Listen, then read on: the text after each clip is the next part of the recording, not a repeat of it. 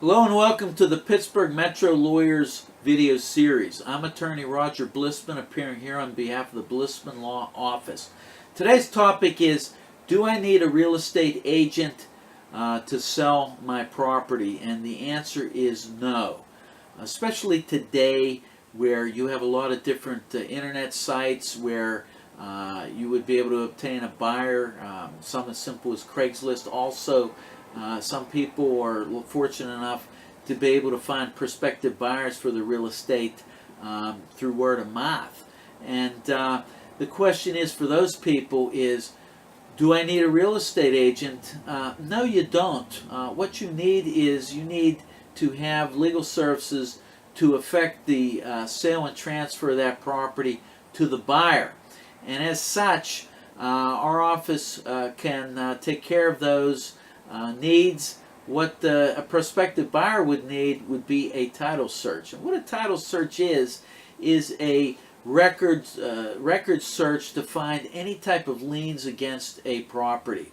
And what I'm talking about is, if, say, the owner of the property or a former owner before him did not pay the property taxes, there'll be a record of that, because those taxes appear on public records, and also in some cases the various taxing bodies have actually put a lien on the real estate, meaning they've gone to court and they've got a judgment against that party, and it goes with the property. So if you're unaware of that, you could find yourself you owe quite a bit in taxes that you didn't bargain for. So a title search is important. Also, if there's been any judgments entered against the owner of that property, those are going to be liened against the property automatically. So if that party owes, say, a civil judgment for $20,000, unless he satisfies that, that's going to be liened against that property, and that lien attaches to your ownership of it unless you insist that that seller take care of that debt. And so a title search is very important. We recommend that a prospective buyer obtain a title search, and if you're really interested in a property, it's well worth the few dollars you're going to have to spend to get that title search. Also, if you do have an agreement to sell the property, you have to reduce it to writing. You must have a sales agreement for the real estate. So if there's different terms that you want enforced in the agreement, if something goes awry in the deal, you want it in writing. So it's enforceable by the courts, and your rights will be fully protected whether you're the buyer or the seller.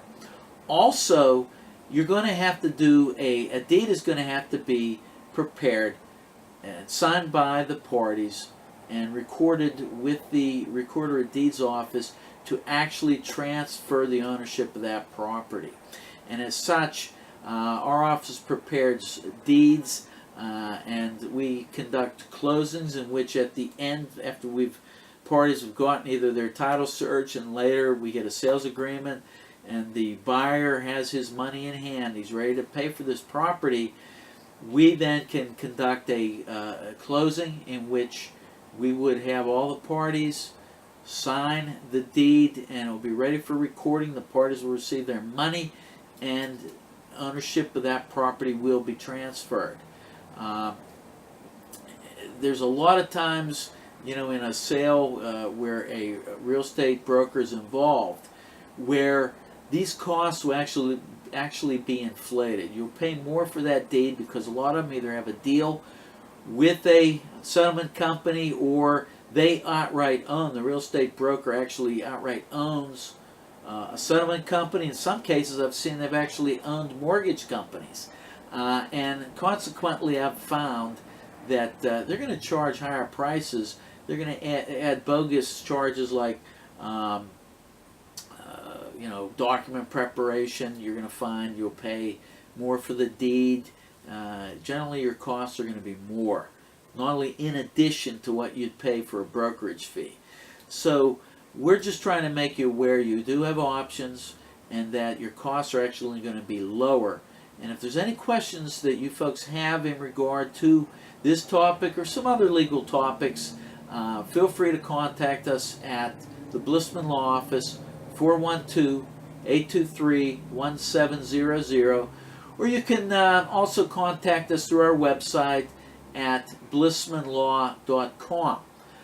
There's going to be other videos in this series, and I look forward to covering these legal topics with you, and thank you for watching.